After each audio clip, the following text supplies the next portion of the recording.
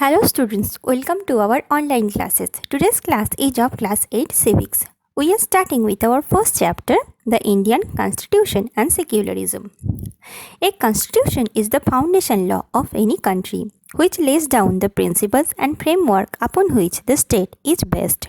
As we are also people of a country, we have to follow certain rules and principles. Fundamentally, we can say we are bound by some guidelines of our country that had been defined by some legal persons. Such a written set of documents is called a constitution. Thus, the constitution is the framework or a guideline which lays down the nature and principles of the political system of a country, the powers and functions of the government, the rules that guard against the misuse of power by political leaders. Now I shall discuss about our country's constitution, the Indian Constitution. The Constitution is the supreme law book of our country. The Constitution of India was adopted by the people of India on 26 November 1949, but it came into full operation on 26 January 1950.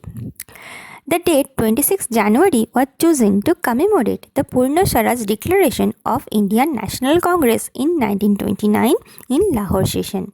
Our Constitution tells that all the laws of our country have to be acted in accordance with a set of regulations or with some policies or guidelines.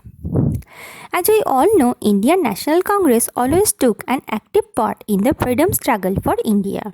Some great leaders of India also sacrificed their lives to achieve freedom for our country. On the outset of 20th century, our respected leaders planned for our independent India. After 200 years of bondage period and a long struggle, finally India became free. They perceived a thought that India should be a democratic country and every citizen of this country will be treated equally and will be allowed to choose their own government. As a consequence of incidents in the year 1934, the Indian National Congress demanded to form a Constituent Assembly, and Constituent Assembly was formed in December 1946. It started working. A group of around 300 people worked in the Constituent Assembly and worked on the ways to form a democratic government for an independent India and framed the rules and regulations for the functioning of democratic political system. After a long discussion for almost 3 years, the members of Constituent Assembly prepared a written constitution for the people of India. The Constitution of India begins with the words, "We the people of India." It is a comprehensive document which contains 448 articles in 25 parts and 12 schedules and 100 amendments up to June 2015. Some added information are here. The original Constitution of India is handwritten. The Constitution of India is the lengthiest written constitution of any sovereign country. Now we shall discuss about the preamble of our Indian Constitution. A preamble is an introduction to the Constitution. Indian Constitution begins with a preamble which contains the basic ideals and objectives of the Constitution. It helps to understand and interpret the Constitution. It is thus called the soul of the Constitution. The preamble declares India to be a sovereign, socialist, secular and democratic republic. We have to understand these terms very carefully. At first, sovereign. The term sovereign means independent or supreme. That means India is a self-governing country. It is free from any external control or influence. Socialist. The term socialist was added to the preamble by the 42nd Amendment in 1976. It aims to secure social and economic justice and equality of opportunity for all citizens. Every citizen of our country is to be treated equally. There is no discrimination on the basis of race, caste, creed, religion or sex.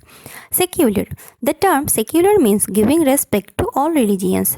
The term secular was added to the preamble by the 42nd Amendment enacted in 1976. There is no discrimination on the basis of religion. Every citizen in India is free to practice, propagate or follow his or her religion. Democratic. The term democratic refers to the universal adult suffrage or the right to vote. All adult citizens have the right to vote to choose their representative through elections held every 5 years.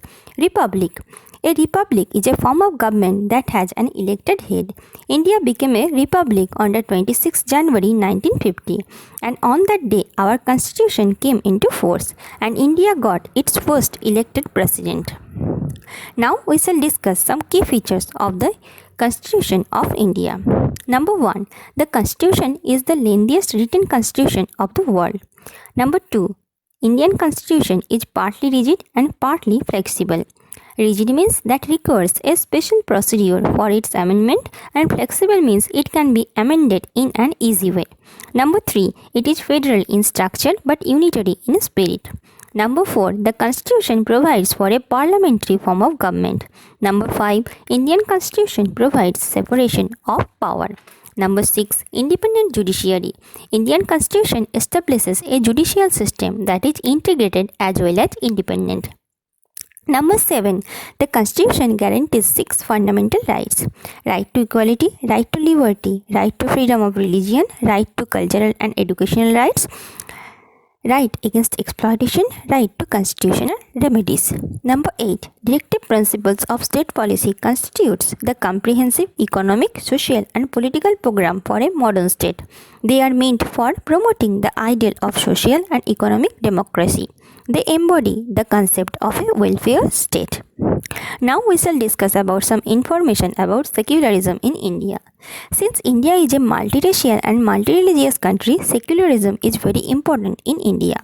India doesn't have any official state religion. Right to freedom of religion is guaranteed to all its citizens, and the state treats all individuals equally regardless of their religion. People are free to choose, practice or propagate any religion. Some steps are also taken to safeguard the rights of religious minorities. No government institution or government office can display anything which promotes any one religion. The government-run schools cannot promote any religion or celebrate any religious festival within the school. So today's discussion up to here. Thank you.